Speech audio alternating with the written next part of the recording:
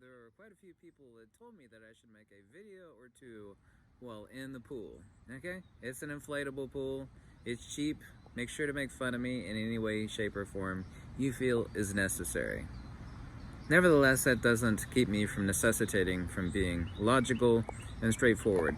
I'd like to talk about four of mysteries of Mother Nature that I was able to uncover and explain in a very simplex fashion, knowing Mother Nature, being a simple chick with muddy feet and a hemp skirt.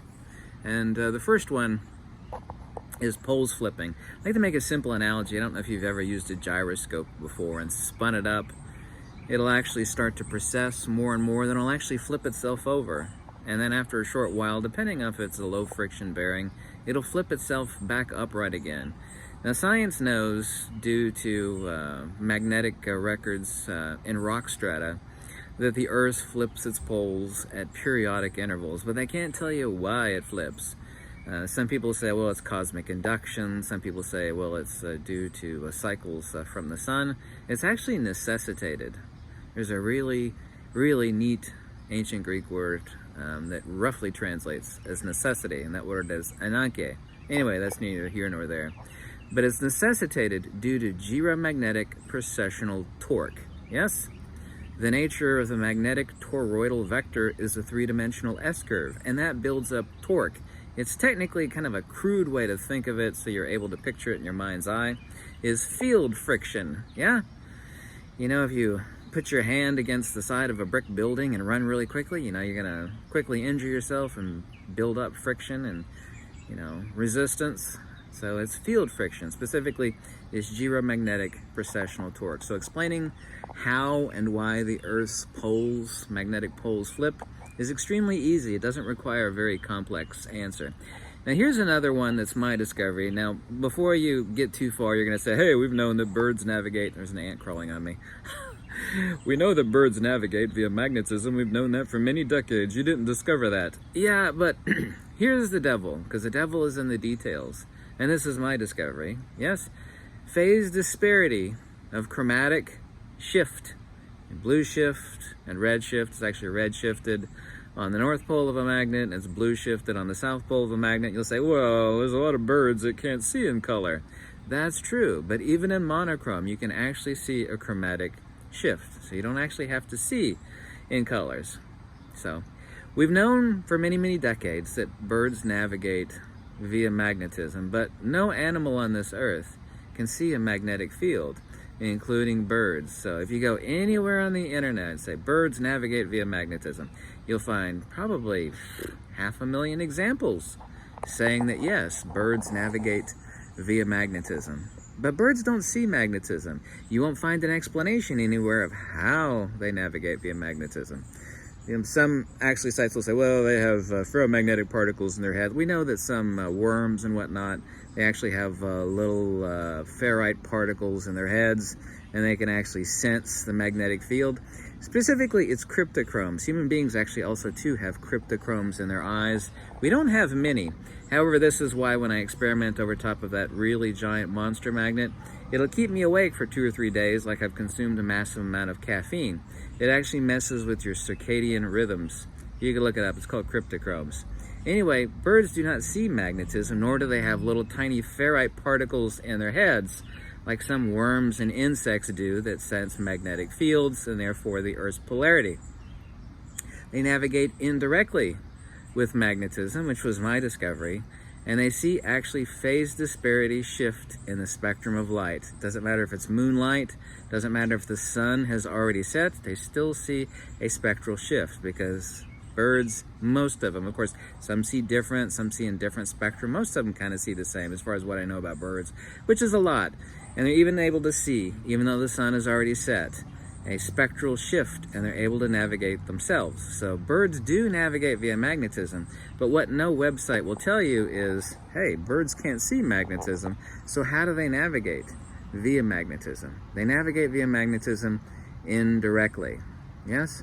Due to the fact that there is a spectral shift between the Earth's North Pole and South Pole. By the way, the Earth's magnetic South Pole is in the geographic north. The Earth's magnetic North Pole is in the geographic south. Yeah? So, there we go. Earth's precession. Okay, the Earth precesses, but if you go to any website, Wikipedia, and say, why does the Earth precess? You won't actually get an answer. The Earth's precession is due to gyromagnetic precessional torque. What it is extrapolating out. Of course, a magnetic field is toroidal or donut shape. If you actually take a spear through the center of the magnetic north and south pole of the Earth and extend it out, and you actually look at the precession, which of course takes a long time for an Earth to complete a complete precession.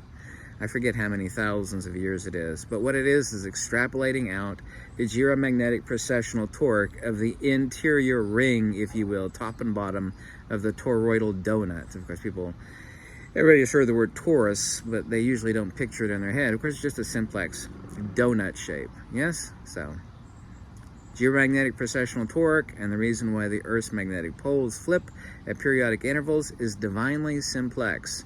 Occam's razor, divinely simplex. Last but not least, of course, is the Earth's magnetosphere donut or toroidal shape. And the reason for the donut shape of magnetism is that a force vector at its fundamental variant is a three-dimensional S-curve. There's a neighbor going in the backyard back there. I think he was looking at me sitting in the pool. A three-dimensional S-curve. You take a piece of wire, bend it like an S, and take each end of the S and bend it inverse to one another. The Earth's magnetosphere is toroidal because magnetism is a three-dimensional S-curve. Yes, force and motion, centrifugal divergence, a single vector of a magnetic force field, yes, is a three-dimensional S-curve. In full three-dimensional extrapolation is, of course, a torus. It's literally that simple.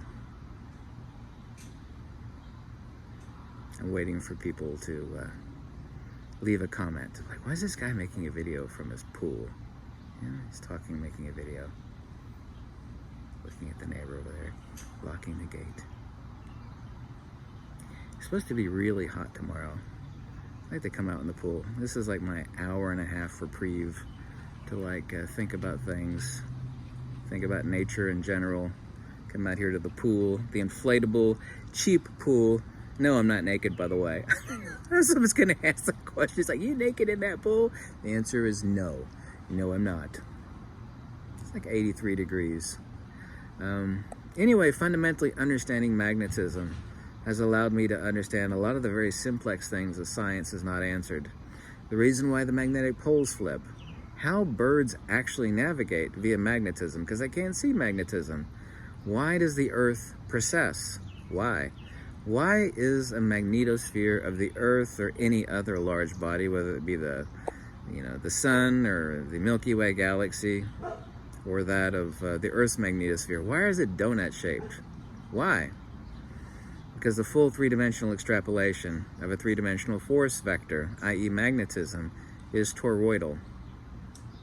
That is a force and motion vector in full extrapolation.